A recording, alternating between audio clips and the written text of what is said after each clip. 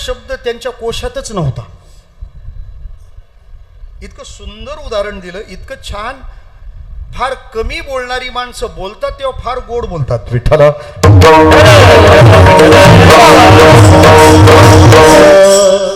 तात्याने इतकं सुंदर उदाहरण दिलं. म्हणे घड्याळाला काटे असतात, काटे 3 असतात, 2 दिसतात. त्या काट्यांमध्ये तास काट्याला बऱ्यापैकी आराम असतो, मिनिट काट्याला थोडा कमी पण आराम असतो. पण त्या काट्यामध्ये सेकंद काट्याला कधीच आराम नसतो. माऊलींचं जीवन म्हणजे समाज हिताची जाणीव असलेलं आणि कल्याणासाठी प्रयत्न करणारं सेकंद काट्याचं जीवन. उगाळल्याने आपण झिजू हे चंदनाला माहिती आहे, पण त्याशिवाय लोकांची अंग सुगंधित कशी होतील. म्हणजे सतत कार्यरत राहणं, सतत कार्य करत राहणं हे माऊली दादांचं जीवन आहे. ते कार्य करत राहिले आणि म्हणून आपण सत्कार्यरत आहोत, सत्कार्यामध्ये रममाण आहोत. म्हणजे संकल्पयुक्त जीवन अत्यंत आवश्यक आहे. रिकामे तोंड करू गेले बडबड हे तर संकल्पानेच झालंय ना. मग जगद्गुरु तुकोबाराय या अभंगामध्ये संकल्प करताना दिसतात, ठरवतात काहीतरी, आणि जे ठरवतात त्याची सगळी योजना पण सांगतात. सांगतो आपल्याला. या अभंगाच्या सुरुवातीला मी काय करायचं ठरवलंय ते सांगतात.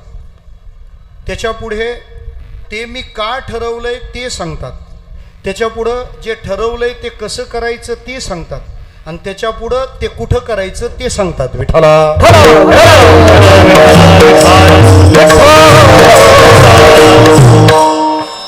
काय करायचं ठरवलंय? काला खाऊ दही भात. मग काला दही भात खायचं आहे, त्यासाठी काय करणार आहात? उपजोनिया पुढती येऊ. मग उपजोनिया पुढती येऊ काला खाऊ. मग काला खाण्यासाठी पुन्हा जन्माला काय येणार आहेत? महाराज म्हणतात जिथं आहे ना वैकुंठी तो ऐसे नाही कवळ काही काल्याचे. बरं, वैकुंठात नाही म्हणून इथं येऊन काला करणार. मग इथं काला करणार तर तो कसा करणार? एकमेका देवमुखी सुखे घालो हुंबरी. मग जर असा करणार तर आम्हाला गुगल लोकेशन पाठवता का? तुका म्हणे वाळवंट. विठ्ठला विठ्ठला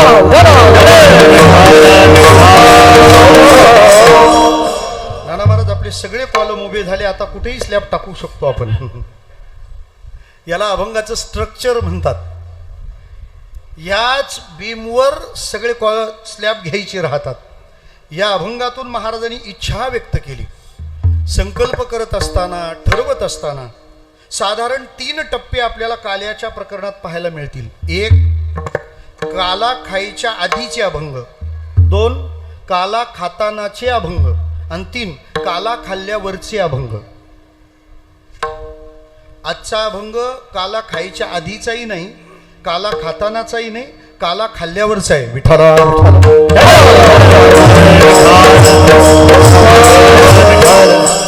काला खायच्या आधीचे अभंग आहेत. खांदी भार पोटी भूक काय खेळायचे सुख. काही अभंग काला खातानाचे आहेत. तुझी संगती झाली आमुची निश्चिंती नाही देखील ते मिळे भोग सुखाचे सोहळे भानुदास गीती गात प्रसाद देतो पंढरीनाथ. हे वर्तमान स्थिती सांगणार आहेत. पण आता काला आम्ही खाल्ला, आता या काल्याच्या संबंधाने आमची पुढची भूमिका काय असेल हा भविष्याचा संकल्प सांगणार मत पहिल्या चरणात. इथं जिवंत माणसांनी वाचायचे ग्रंथ मेलेली माणसं उठून लिहून देतात. राहू द्या, लई त्रास घेऊ नका. जिवंत माणसातला माणूस जिवंत कोणामुळे होतो? जे मेलेल्यानी जिवंत होऊन लिहिलंय ते वाचल्याने.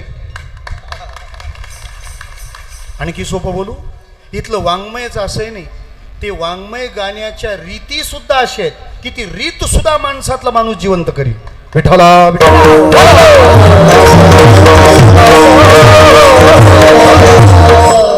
थोडं मायक्रो साईज आहे पण सहन करा, त्याला इलाज नाही. श्रोते हो, महाराजांनी ठरवलं. काय ठरवलंय? उपजोन या पुढती येऊ काला खाऊ दही भात. मला दही भाताचा काला खायचा आहे आणि तो दही भाताचा काला खाण्यासाठी मी एक गोष्ट ठरवली की मी पुन्हा यायचा विचार केलाय. मी पुन्हा येईन हे सगळ्यात आधी तुकाराम महाराज म्हणाले. विठ्ठला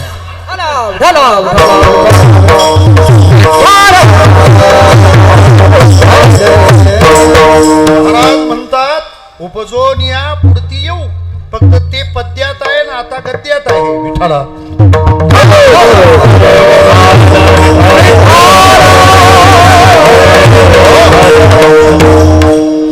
महाराजांच्या भावनांचा विचार करत असताना आपण एक गोष्ट ध्यानात घ्या.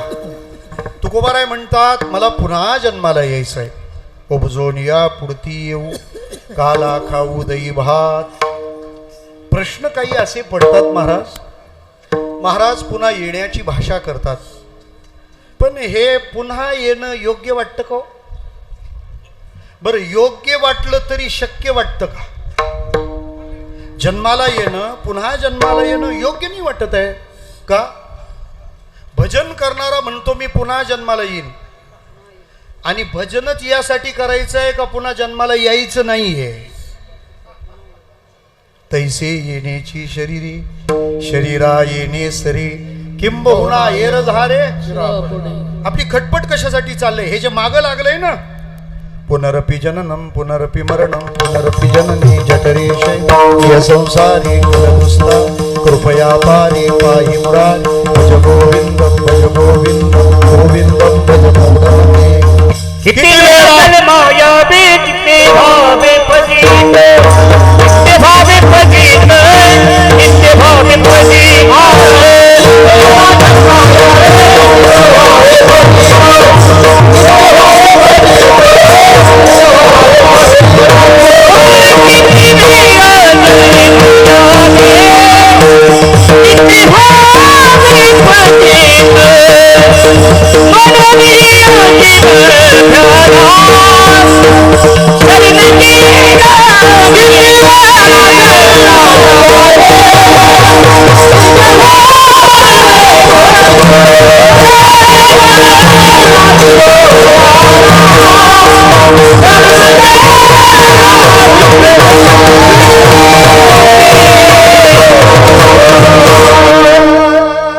भजन का करायचं?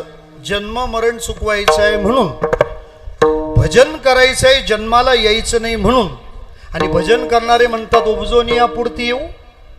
व्याघात नाही का हा मतांमधला? असं कसं काय झालं? किंबहुना आपण देवाला शरण गेल्याने आपल्याला देव ज्या सुविधा उपलब्ध करतो, त्या सुविधांमध्ये लक्षात ठेवण्यासारखी सुविधा ही आहे की मी तुम्हाला जन्म मरणापासून सोडवीन.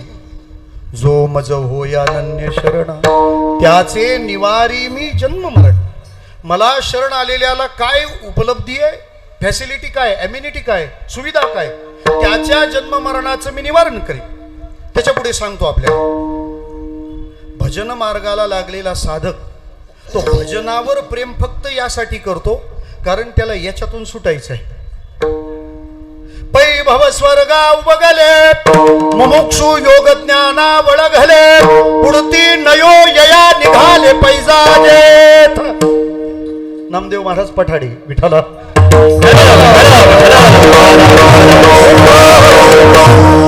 पूर्वी कीर्तन इतकं दिव्य होती की ओव्या गायल्या जायच्या विठ्ठला.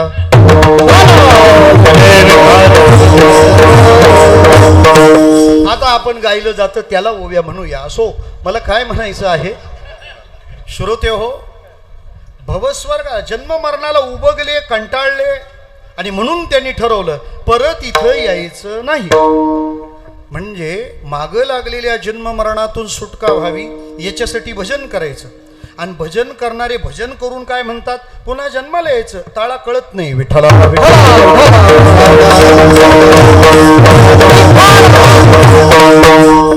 पुन्हा जन्माला का यायचं हे ध्यानात येण्यासाठी जन्माला का नाही यायचं हे कळलं पाहिजे.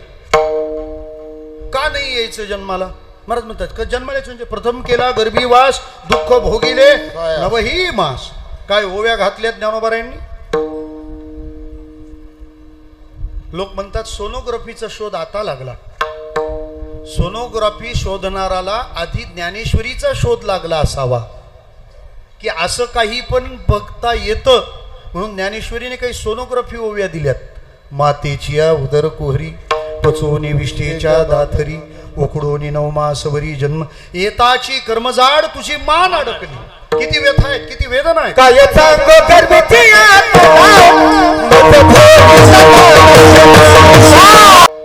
माझ्या दोन बाजूला दोन बिभीषण महाराज आहेत आणि दोन्ही गाथा संपन्न आहेत विठाला.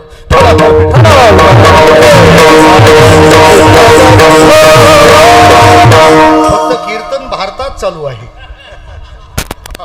काय सांगो गर्भीची यातना मज भोगिता नारायणा. म्हणजे गर्भवासाचं दुःखच आहे ना. मग गर्भवासात जर दुःख आहे तर मग पुन्हा जन्माला येऊ हे म्हणणं फार कठीण. बरं, दुसरी महत्वाची बाब आहे, ह्या यातना हे दुःख कोणालाही नकोच आहे, कोणालाही नकोच आहे. मग जर जन्माला येताना गर्भवासाचं दुःख आहे म्हणून सगळ्यांनी जन्म नको म्हटला तर मग तुम्ही उपजोनिया पुढती येऊ हे कशासाठी? त्यासाठी काही त्रैराशिक आपल्याला लक्षात घ्यावी लागतील. एखादी गोष्ट सर्वसामान्यतः दुःखरूप दिसली तरी पण सुजाण आणि सुज्ञ माणसं जर ती निवडत असतील तर त्यामागे त्यांनी न दिसणारं काहीतरी पाहिलंय. सोपं सांगतो मी आपल्याला. एकाने सांगितलं जगामध्ये सगळ्यात मोठ्या पेनिंग्स कोणत्या आहेत? वेदना. सगळ्यात मोठी वेदना कोणती? वैद्यकीय क्षेत्राने त्याच्यावर अभ्यास केला डॉक्टर साहेब. सगळ्यात मोठ्या वेदना कोणत्या? वेदनांचे सुद्धा प्रकार आहेत. एक जण दवाखान्यात गेला आणि डॉक्टरांना म्हणाला डॉक्टर साहेब पोट दुखतंय. डॉक्टर साहेबांनी विचारलं कधीपासून? तो म्हणाला बाजूच्या बंगल्याची वास्तुशांती झाल्यापासून हा त्रास आहे. याला कोणती फॅकल्टी बरं करील ते सांगा? ॲलोपॅथी, होमिओपॅथी की आयुर्वेद? याला कोणीच बरं करू शकत नाही. पण फिजिकली शारीरिक पार्थिवाच्या दृष्टीने सगळ्यात मोठी वेदना कोणती? वैद्यकशास्त्र आणि शरीरशास्त्र याबद्दल असं म्हणतं की जगातली सगळ्यात मोठी होणारी शरीराची वेदना, शरीर ज्या वेदनेला अनुभवतं, आई बाळाला जन्म देते ती वेदना सगळ्यात मोठी. माझ्या माहितीप्रमाणे एका वेळी आपल्या शरीरातली 21 हाडं जर मोडली, कुणी हाडं मोडीला असं अजिबात करू नये. पण जर भेटलाच एखादा हाडाचा आणि जर त्याने आपली 21 हाडं एका वेळी मोडली तर आपल्याला जितकं दुखेल, जितक्या वेदना होतील, तितक्या वेदना बाळाला जन्म देताना आईला सोसाव्या लागतात. बरोबर आहे? मग जर इतक्या वेदना बाळाला जन्म देताना आईला होत असतील तरी पण स्त्रीत्व हे मातृत्वाने पूर्ण गर्भवासी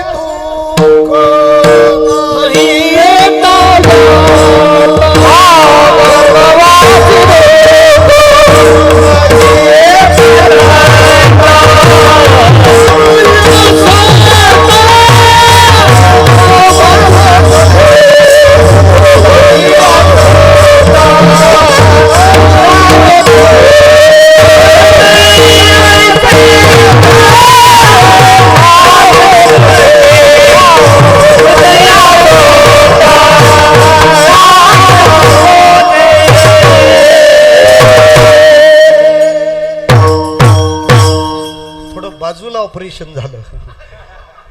महाराज म्हणतात तुका म्हणे गर्भवासी सुखे घालावे आमासी.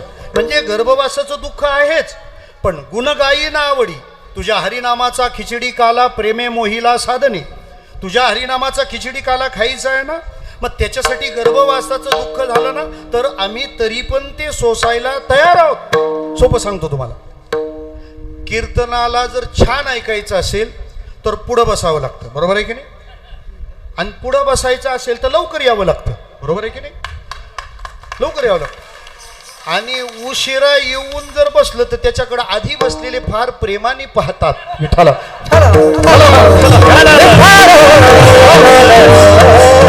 बरोबर आहे का नाही? आता माझ्या समोर ही सगळी फळी बसलेली आहे. कीर्तन सुरू झालं पंचपदी 9:45. बरोबर आहे? तुम्ही चाल म्हणून माझ्या ताब्यात दिलं 10:30. बरोबर आहे? बरोबर आहे. मग तुम्ही किती वाजता येऊन बसला? किती वाजता बसला? 8 वाजल्यापासून. ते मला म्हणाले 9 वाजता. याचं काय करायचं आता? बोला किती वाजता बसला? कोण 7 वाजता, कोण 8 वाजता. मला सांगा 8 वाजता बसलेल्या आपल्यासारख्या महान विभूतीला इथून उठायचं किती वाजता? ते गिरी सर सांगतील. विठाला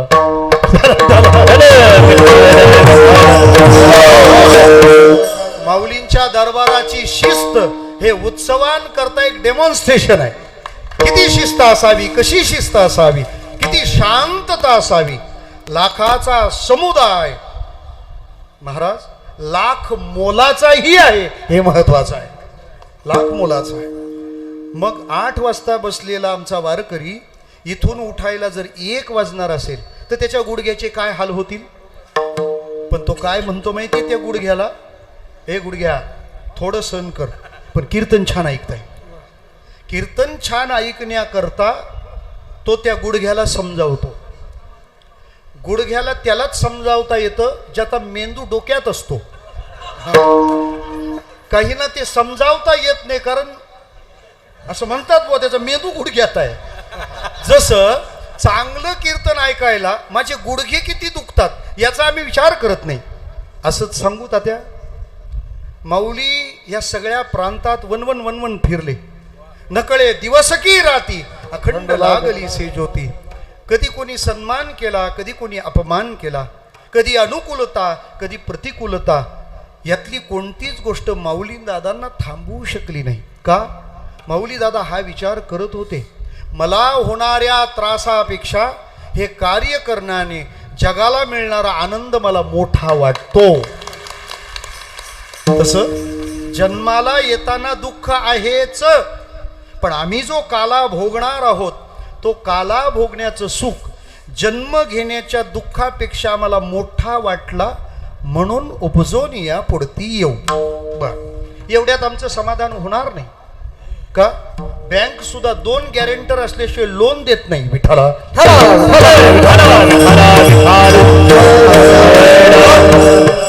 ते लोन, त्याचं लोन इथपर्यंत पसरणारच ना. दुसरा पर्याय सांगतो आपल्याला, परत जन्माला येऊ, दुःख झालं तर ते भोगू. एकाने महाराजांना ऑफिसमध्ये जाऊन आत विचारलं, मीटिंग इन अँटी चेंबर, तिथं खास बोललं जातं, मोबाईलला जामर असतो, आतली चर्चा म्हणतात त्याला. महाराज तुम्ही ते म्हणाले की ते जन्म मरणाचं दुःख आम्ही सहन करू, पण ते काला खाऊच. खरं सांगा हो, पण ते दुःख फारच भयानक आहे ना. महाराज म्हणतात तुला आतली गोष्ट सांगतो, आम्ही हरिभजन करणारे आहोत. हे जे काला खाण्यासाठी जन्माला यावं लागतं ना, त्या जन्माला येण्याचं दुःख जगातल्या सगळ्यांना असेल. आम्हा विष्णुदास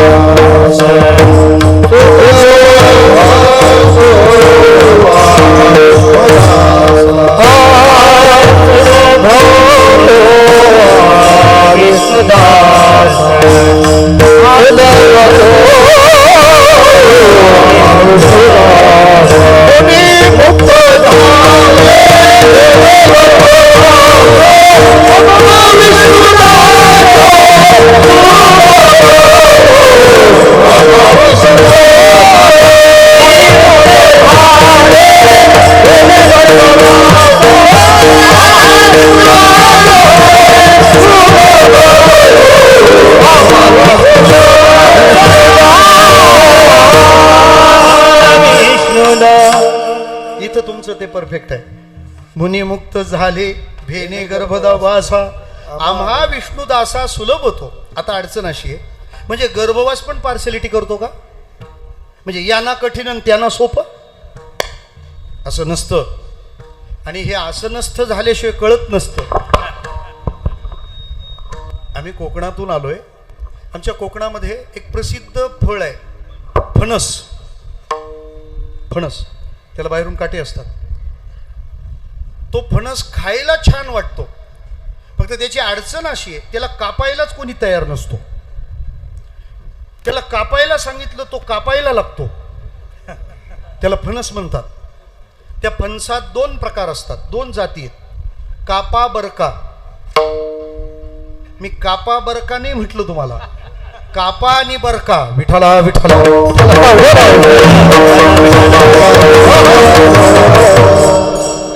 तो फणस खायला सगळे तयार, पण कापायला कोणीच तयार नाही.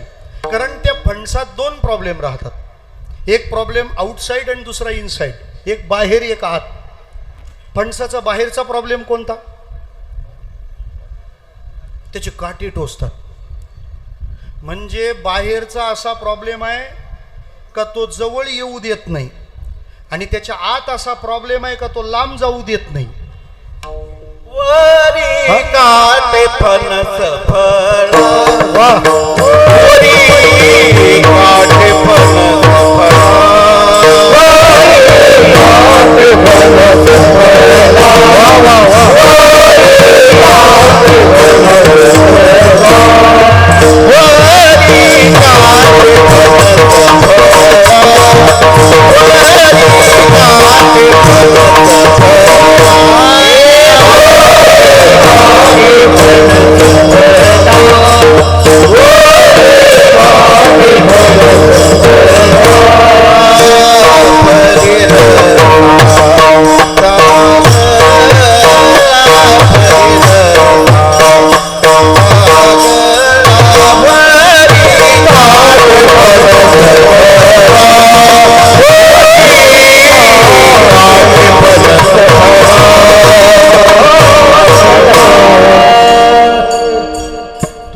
फणसासाठी टाळ्या बरं.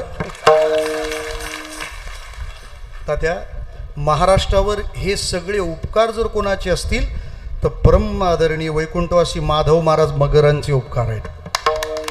कसे ते सांगतो आपल्याला. माधव महाराज मगरांनी गाथा नवनीत नावाचा ग्रंथ लिहिला आणि जगद्गुरु तुकोबारायांच्या गाथ्यामध्ये कोणकोणते विषय आलेले आहेत, कोणकोणता वर्ग विचार आहे, त्याची समग्र वर्गवारीची नोंद साधकांना उपलब्ध करून दिली.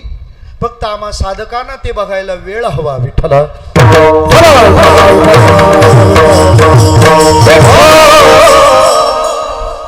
वरी फणसाला वरी काटे आहेत, आत फळ आहे, पण त्या रसाच्या जोडीला चीक आहे, चीक. आणि तो चीक इतका कठीण आहे, इतका कठीण आहे महाराज, की तुम्ही त्याच्या जवळ गेलात का तो तुम्हाला बाजूला जाऊच देणार नाही. मराठी भाषेला चिकटतो हा शब्द त्या चिकामुळे चिकटला असावा. काही भागात तो चिकटला आहे, काही भागात तो चिटकला आहे. विठ्ठला,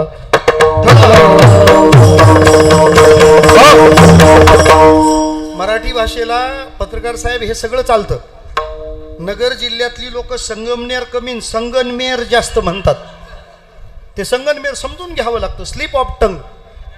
तसं चिकटतो, चिटकतो, हा चिटकतो शब्द चिकटतोच्या जागी चिकटला आहे. आणि ही सगळी किमया त्या फणसाच्या चिकाची आहे. आणखी स्पष्ट बोलू, फेविकॉल वाले जर प्रामाणिक असते तर जाहिरातीत फणस दाखवला असता, कोंबडी नाही. विठ्ठला,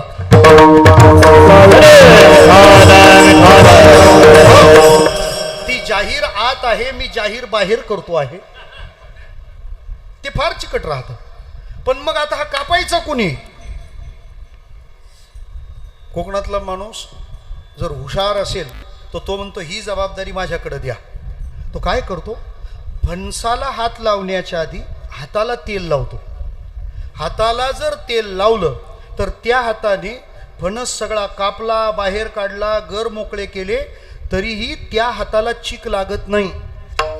जसं फणसाचा चीक ज्याने तेल लावलं आहे त्याच्या हाताला लागत नाही, तसं गर्भवासाचं दुःख वैष्णवाला बाधत नाही. विठ्ठला, चिंता नाही धाक,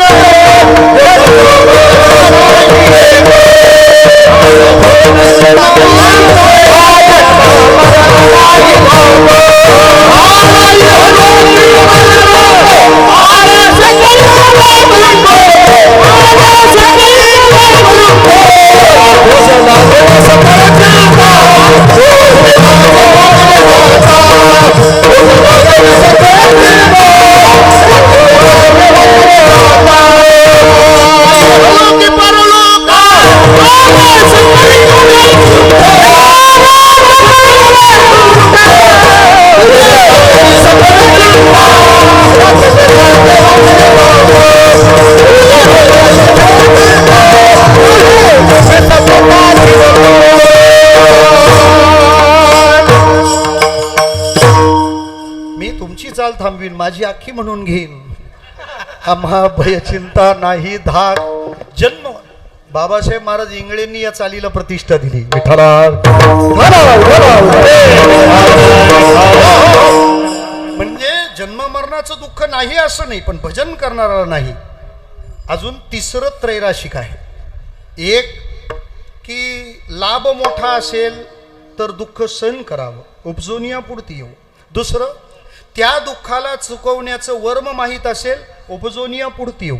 तिसरं सांगू, आमचं काल्यावर प्रेमच इतकं आहे की त्याच्यासाठी किती त्रास होतो ते आम्ही बघतच नाही, म्हणून उपजून या पुढती येऊ. वारी करणारा वारकरी काय त्रास किती होतो ते पाहतो का?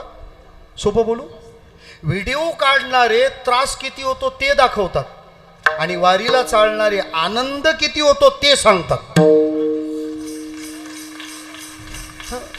लोक निबंध लिहितात, त्याच्यावर पार ढळ अश्रू ढाळतात. लोक काय वारीला त्रास आहे, आणि ज्याला चालतो तो म्हणतो ते तिचा आनंद मुकयसी वाट. लोक निबंध लिहितात का, पायाला खडे टोचतात. बरं, परिस्थिती तिथली अशी असते, वारीमध्ये झोपायची व्यवस्था तंबूत असते. तंबू 60चा असेल तर किमान 80 वारकरी त्यात भरलेच पाहिजे, त्याच्याशिवाय तंबूला शोभाच नाही. एकदा तुमची वळकटी पडली, हालो नये चालो नये सैरा वैरा काही. तेव्हा हालो नये चालो नये बरोबर आहे, सैरा वैरा का बोलू नये? त्याचं कारण असं आहे, त्या तंबूमध्ये रात्री शास्त्रीय संगीताचा रियाज चालतो. बरोबर आहे ना राम महाराज? कुणाचा खर्ज, कुणाचा षड्ज, कुणाचा पंचम, जे या निद्रिताचा घोरू वेद प्रगट होत नाही एवढेच नशीब. दुसरी बाब, साखर झोप सगळ्यात गोड क्षण असतो की नाही, आणि त्याच वेळेला तंबूची खुंटी उपटणारा पहारेचा फटका घालतो. मी म्हटलं माझ्या आयुष्यातला सगळ्यात वाईट आवाज जेव्हा मला झोप लागते आणि खुंटीवर तो फटका घालतो. बरं, जर 5 मिनिटात बाहेर नाही निघालं तर तंबू सकट तुम्ही पण. बरं, स्नानाची व्यवस्था घरी शॉवर बाथ असतो आणि तिथं त्या टँकर बाथ असतो. आमच्या दिंडीतल्या एकाने आखी अंगाला साबण चोळला आणि ते पाहू लागलं पाणी पडायचं का थांबलंय. एका डोळ्यावरचा साबण काढला, पाहतो तर टँकर गेला. बरं, तिथं मदतीला कोणताच अँकर नाहीये तुम्हाला. तो माणूस स्वतःवर हसू लागतो. श्रोते हो, हे वारीचं रसायन आहे. तुम्हाला तुमच्यावर हसता आलं ना तर तुम्हाला रडवण्याची ताकद कोणातच नाहीये. वारी तुम्हाला तुमच्यावर हसायला शिकवते, तुमच्यावर हसायला. बरं, त्या वारीचा प्रवास फार गमतीचा असतो.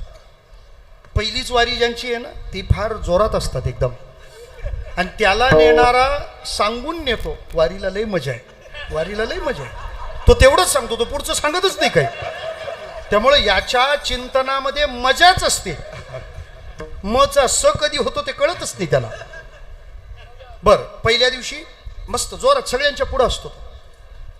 साधारण 5-6 वाजत आले. त्याला सांगितलं होतं 6 वाजता माऊलीची आरती दररोज होते, पण पहिला मुक्काम पुन्हा. तो परत विचारतो ज्यांनी आणलंय त्याला, पुन्हा कधी येईल? 7 वाजता विचारतो, पुन्हा कधी येईल? 8 वाजता विचारतो, पुन्हा कधी येईल? 9 वाजता तो पुन्हा कधी येईल असं विचारतो की हा पुन्हा कधीच येणार नाही. विचारतो काय? पुन्हा कधी येईल, पुन्हा कधी येईल? 11 वाजता तंबूत जातो हा. तो म्हणतो असं असतं काय? पण हा त्याला सांगतो उद्या आराम असतो ना. काय सांगतो तो पहिल्या दिवशी? उद्या काय असतो? आराम. अरे उद्या आराम असतो, पण परवा काय असतं ते कोणी सांगायचं? त्याची परवाच नाही कुणाला. परवा काय आहे का? दिवे घाट. बरं, तिथं त्याला असं सांगण्यात आलेलं असतं, एकदा घाट चढला का गेलं. कसलं गेलं? झेंडेवाडीपासून हरिपाठ उलटा फिरतो तरी सासवडी येत नाही. बिचाऱ्याला असं करत करत करत करत नेतात. जिल्हा बदलला, हळूहळू भजनात रमतो. महाराज, भजन सुरू होतं ना आयुष्यात तेव्हा थोडा थोडा त्रास होतो, पण हळूहळू भजनाचा आनंद येऊ लागला की त्रासाचे अनुभव मिटतात. ते आपल्यापर्यंत पोहोचतच नाहीत.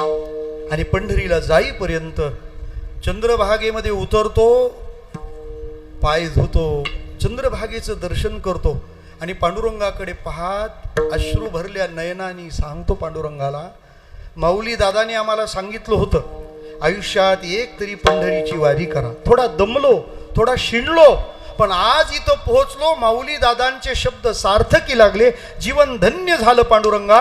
आता कितीही त्रास झाला तरी पंढरीचा वार करी, वारी चुकवणे दिहारी. श्रोते हो, मला सांगा ना, वारी करताना किती त्रास झाला याच्याकडे लोक पाहतात का? मी म्हणतो किती आनंद मिळाला याच्याकडेही पाहत नाही. मला माझी वारी सांभाळायची आहे एवढा एकच विचार मनात असतो. श्रोते हो, वारीचा विचार मनात असल्यावर जसं त्रासाचं चिंतन होत नाही, तसं काला खायचा असल्यावर जन्माला येणं काय आहे याचा विचार नाही. विठ्ठला विठ्ठला.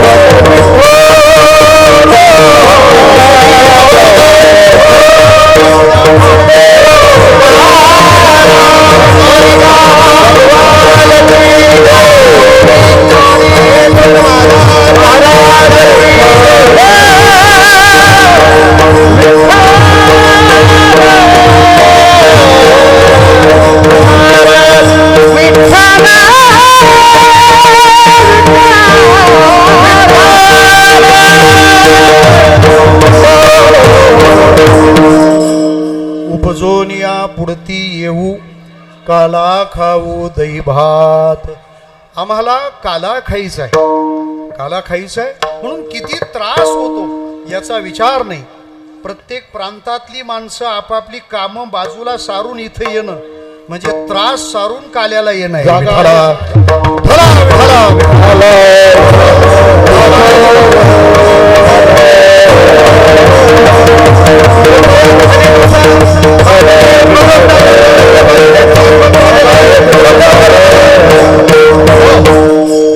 भजोनिया पुढती येऊ काला खाऊ दही भात. जिथे आहात तिथेच बसा. आपण बसा बसा बसा. जागा आहे तिथं बसा. आता स्टेजवर जागा अपुरी आहे.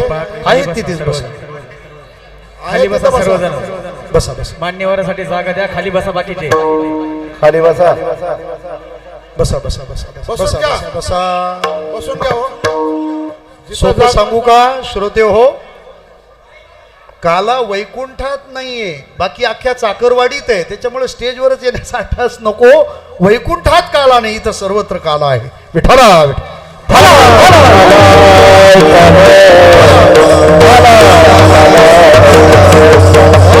तुका म्हणे काला वैकुंठी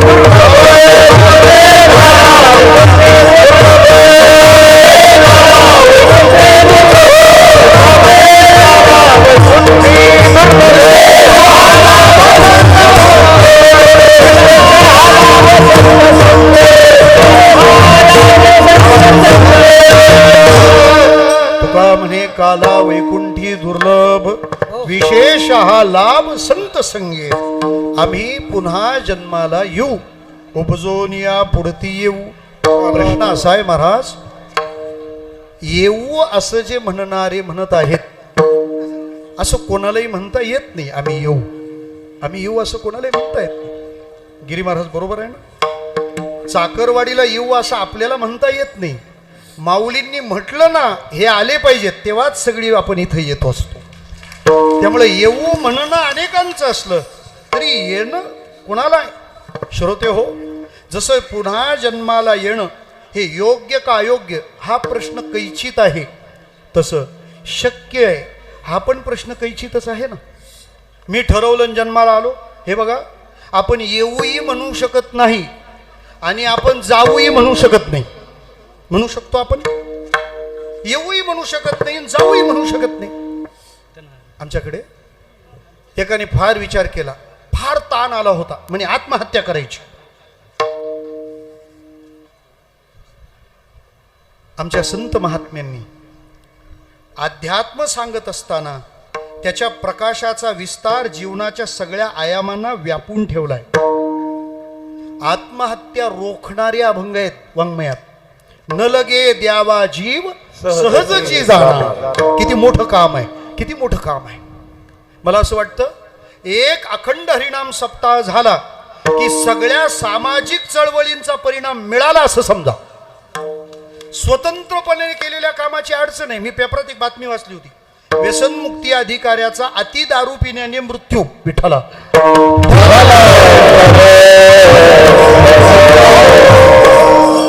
जसं गुरूंना प्रणाम केला की सगळी कामं सिद्धीला जातात, पार पडतात.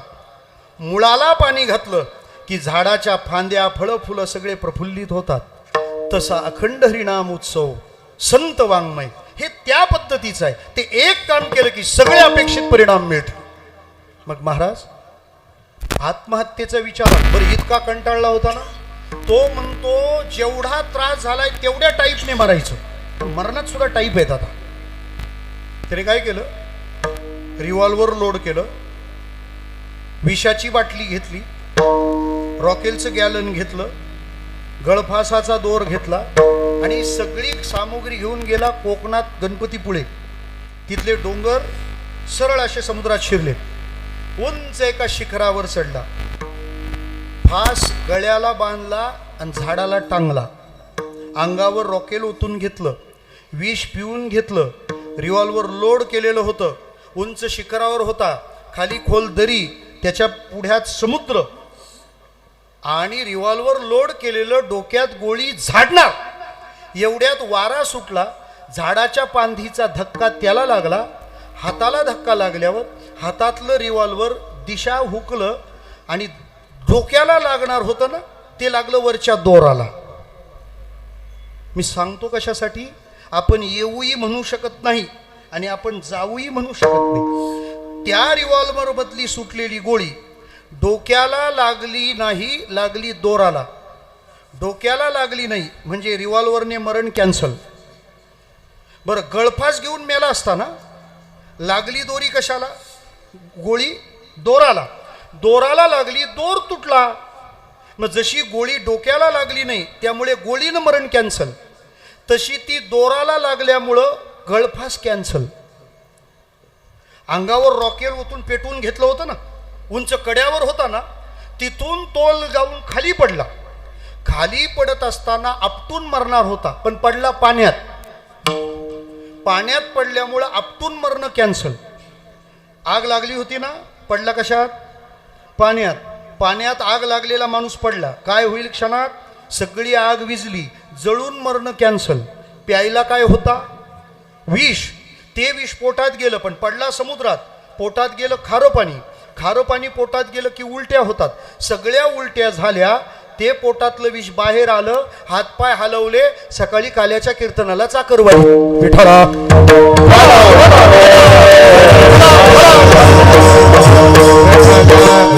काय कळलं आपल्याला, आपण जाऊही म्हणू शकत नाही आणि आपण येऊही म्हणू शकत नाही.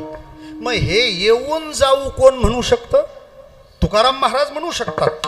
बरं, तुकाराम महाराज म्हणू शकतात, तर मी येऊ हे ते केव्हा केव्हा म्हणतात. भले 2 वाजले तरी चालतील, आता येऊ काय जाऊ काय ते होऊनच जाऊ द्या. त्याच्याशिवाय मी तरी कसा जाऊ. 8वा दिवस आला मला इथं, 8वा विठ्ठला.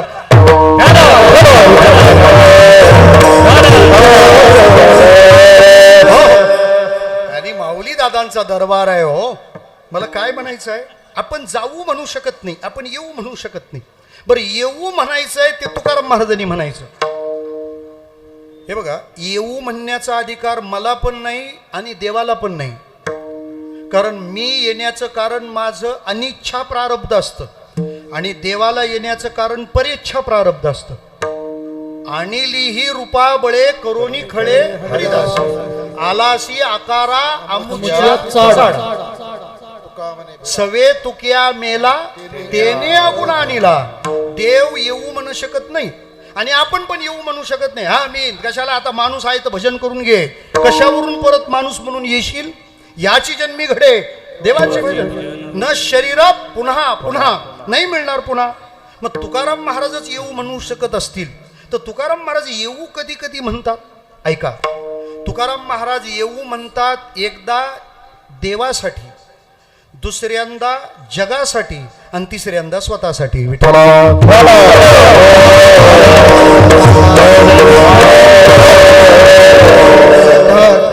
आपले किती येऊ झाले आता, 3. उत्तर येऊ शकतं का. काय झालं, कथा 7 दिवसाची होती, प्रश्न 8व्या दिवशी पण सोडणार नाहीत तुम्हाला. इतकी गोड उत्तरं दिली तात्या. आम्ही साधारणपणे भाऊ श्रीमद भागवताच्या व्यासपीठावर आमच्या गुरुजीने आम्हाला बसवलं, त्याला 25 वर्षे झाली. पण 25 वर्षामध्ये कथा हे देवाचं ध्यान असू शकतं हा अनुभव मात्र माऊली दादांनीच दिला. विठ्ठला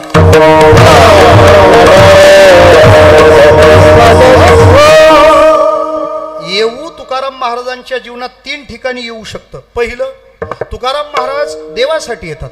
का, धर्मरक्षा वयासाठी करण्याटी या महासी. या देवाचं काम जगामध्ये चाललं पाहिजे, जगामध्ये घडलं पाहिजे, म्हणून महाराज म्हणतात आम्ही त्याच्या कामासाठी येऊ. हेची आमा करणे काम, बीज वाढवावे नाम. आम्ही देवाच्या कामासाठी येतो. तुकाराम महाराजांचा पहिला येऊ देवासाठी आहे. तुकाराम महाराजांचा दुसरा येऊ आहे तो जगासाठी आहे. श्रोते हो, संत हे वेगळं रसायन आहे, वेगळं रसायन आहे. पाश्चात्य तत्ववेत्यांमध्ये एका तत्ववेत्याने संतांच्या अवताराबद्दल एक कल्पना मांडलेली आहे. त्यांचं एक इंग्रजी वाक्य आहे, आपल्यापैकी बऱ्यापैकी सगळ्यांना कळतं. आता आणि काल संदीपान दादांनी सांगितलंय अख्खं इंग्रजी बोलता येत असेल तर बोलावं विठाला.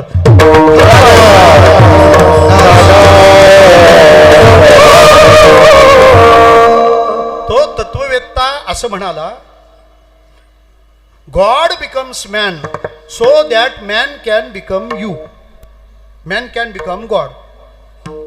शब्दाचा भाव अत्यंत सोपा आहे, लक्ष देणारासाठीच आहे. वाक्य असं आहे, God becomes man so that man can become God. GOD God म्हणजे काय? गॉड म्हणजे देव, लय God. God becomes man, becomes म्हणजे येणे किंवा होणे. नाना मला चुकलं तर सांगा. बिकम्स म्हणजे येणे किंवा होणे.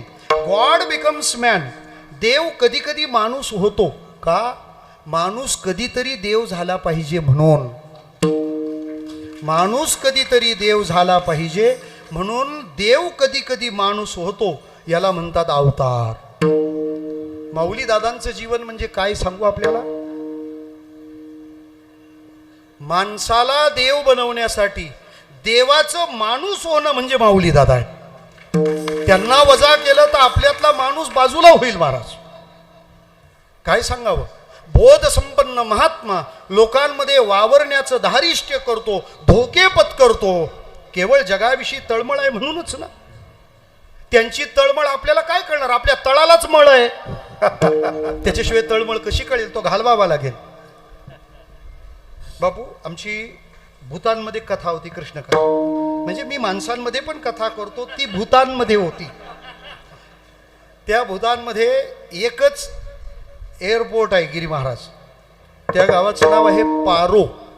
पारो, PARO, वेसावची नाही. तिथं त्यांचं विमानतळ आहे आणि जगातलं ते सगळ्यात सुंदर आणि रिस्की विमानतळ आहे. काहीतरी जगात 30 का किती पायलट आहे तिथं फक्त ते लँड करू शकतात. त्या गावामध्ये मंगोलियातून चीन ओलांडून आलेला एक धर्मप्रचारक आहे बौद्ध धर्माचा. त्याचं नाव पद्मसंभव. आणि त्याच्या वस्तूंचं तिथं संग्रहालय आहे.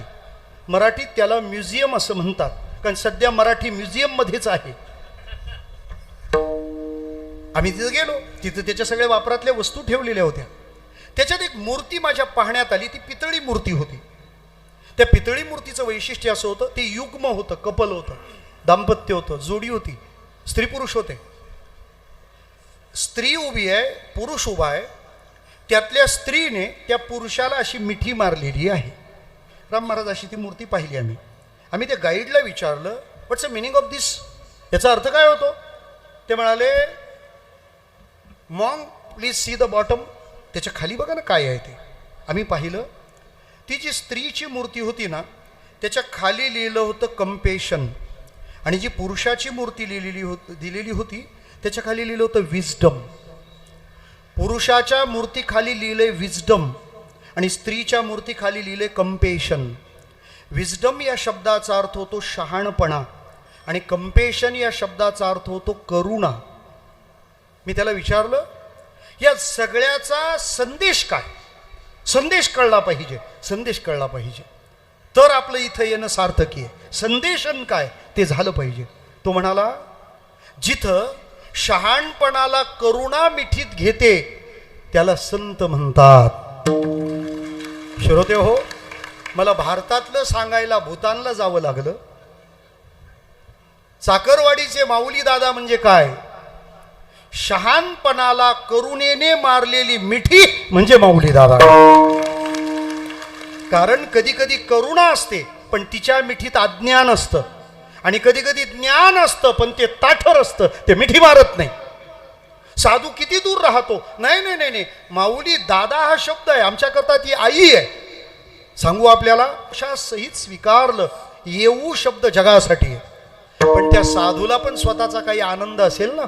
महाराज म्हणतात, आम्ही देवासाठी येऊ, आम्ही जगासाठी येऊ, पण आज आम्ही ओबजोनी या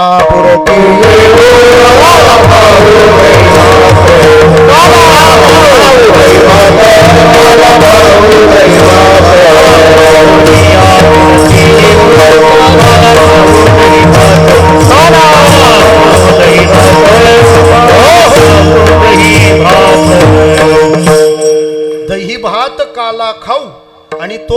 त्यासाठी उपजोनिया पुढती महाराज भक्ती रस हा एकदा सेवन केला आणि झाला असं नाही.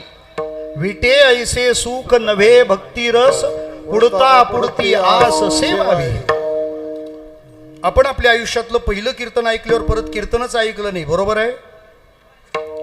बरोबर आहे? नाही नाही नाही नाही. आम्ही आजही जे कीर्तन ऐकतो त्याला कारण आपण पहिलं ऐकलेलं कीर्तन आहे.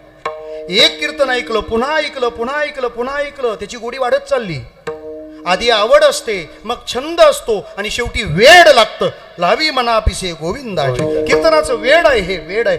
महाराज कोण इथं बसलंय, कोण चटईवर बसलंय, कोण मंडपात, कोणी अंगणात, कोणी चिखलात, काहीच पाहत नाही. कारण लागलेलं काय आहे? वेड आहे. तसं आम्हाला काला खायचा आहे. महाराज खाण्याच्या गोष्टी आहेत ना, मग एवढं असं नाही. काही ज्या जागा आहेत ना त्या तशाच सांभाळाव्यात. सांगतो मी आपल्याला. लोणावळ्याला गेल्यावर काय खावं? चिक्की. हा, तेवढ्यासाठी तिकडे लोणावळा. भले लिंक मिसिंग झाली तरी चालेल, तिकडं मिसिंग होईल, राहू दे आता ते. लोणावळ्याला गेलात तर काय खाल? चिक्की. हे उत्तर चुकीचं आहे. लोणावळ्याला गेलेत म्हणून चिक्की नाही खायची. चिक्की खाण्यासाठी लोणावळ्याला जा. आणि चिक्की किती छान आहे हे सांगायला जगनलाल कशाला पाहिजे? मगनलाल आहे ना तिथे, त्यात तो येवन आहे. महाबळेश्वरला गेलात काय खाल? स्ट्रॉबेरी. महाबळेश्वरला गेले म्हणून स्ट्रॉबेरी नका खाऊ. स्ट्रॉबेरी खायला महाबळेश्वरला जा. तसे आम्ही जन्माला आलो म्हणून काला खाऊ नाही, काला खाण्यासाठी जन्माला येऊ, हा भाव समजून घ्या. उपजून या पुढती येऊ. मग आता खायचंच आहे तर आम्ही पण खातोच आहे ना. त्याच्यासाठी एवढ्या 100 किलोमीटर 200 किलोमीटर सगळी कामं टाकून, सगळे व्याप सोडून, सगळ्या जबाबदाऱ्या सोडून चाकरवाडीला काय यायचं? महाराज म्हणतात ते तिथंच मिळणार आहे. महाराज त्या खाण्यात काही निराळेपण आहे. म्हणजे मग एरवी तुम्ही काय खाता? ते म्हणतात आम्ही खिचडी खातो, आम्ही भात खातो, आम्ही लाडू खातो, आम्ही रस पितो. मग हेच असतं संतांकडे पण, फक्त त्यातला फ्लेवर वेगळा आहे. तुम्ही घरी भात खाताना, खिचडी खाताना, इथं पण खिचडी आहे, पण अमावस्येला आम्हाला चाकरवाडीला जी भेटते ती नुसती खिचडी नसते, ती हरिनामाची खिचडी असते ना. हरिनामाचा खिचडी काला.